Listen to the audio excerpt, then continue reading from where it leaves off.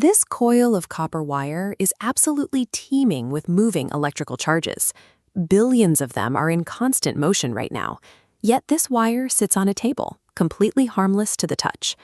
To understand why these moving charges don't shock us, we have to look past the surface of the metal and examine its structure at a subatomic scale. Inside a conductor like copper, atoms are packed so tightly that their outer electrons break away. This creates a rigid, three-dimensional grid of heavy positive ions, surrounded by a dense sea of free electrons. These free electrons are driven by thermal energy, causing them to zip around and repeatedly collide with the fixed ions in the grid. This movement is completely random. One electron bounces to the left, another moves to the right. These opposing paths cancel out, resulting in zero net flow. The existence of moving electrons doesn't automatically create a current. To get a working flow, we need a mechanism that can take this chaotic thermal jitter and force it into a single, unified direction. We can visualize how this works by isolating a small cylinder of metal. Right now, its internal electrons are still bouncing in every direction at once. We can force them into line by attaching two charged disks to the ends, one positive and one negative. This arrangement creates an electric field that stretches through the entire length of the conductor.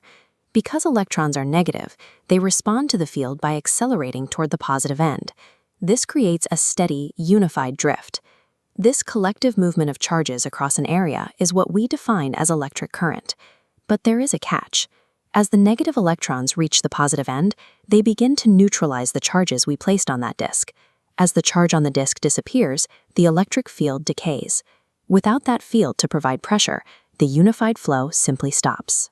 Once the field is gone, the electrons return to their random thermal jitter.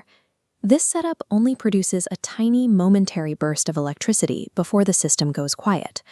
To make our technology work, we need to prevent this neutralization, so the flow of current never stops. We do this by swapping temporary charges for a battery, connecting the wire in a closed loop. The battery acts as a pump, using chemical energy to continuously pull neutralized electrons and resupply the wire's ends with fresh charges. This constant resupply maintains a permanent, steady electric field inside the metal wire. That field keeps the electrons drifting indefinitely, transforming a momentary spark into a reliable current. This engineered loop is very different from the currents we see in nature, like a massive lightning strike.